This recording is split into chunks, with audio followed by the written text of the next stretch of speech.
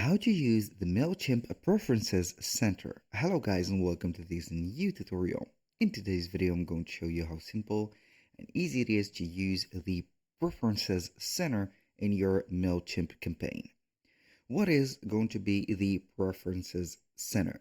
It is going to be basically a part of a form that you're going to have to build that will let the customers customize their specific, let's say, field of information.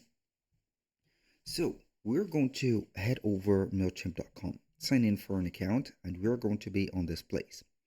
Now we're going to head over something called forms, click on other forms, and then we're going to scroll down a little bit and you are going to find form builder.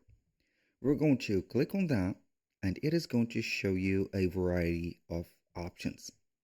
Now, what I am going to do is to head over the form builder, forms and responsive email.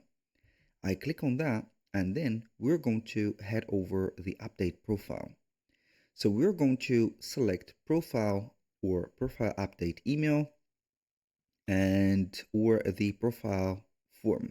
So I'm going to select the profile form. You're going to choose or see the preferences. You can add or update the preferences of the clients, for example, like email address, birthday, name, and you can build it if you want. You can design it.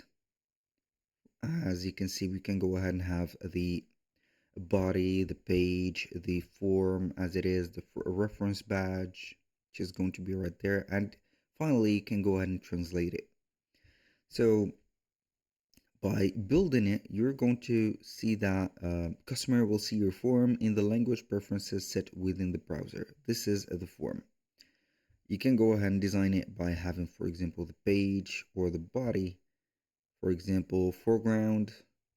We are not going to have the custom fields that we will like, but it is going to be something like that. The fields that you can have in here are going to be within the form builder as it is, and here you go. Thank you guys for watching. I hope that you have enjoyed the content and I hope to see you soon on the next one.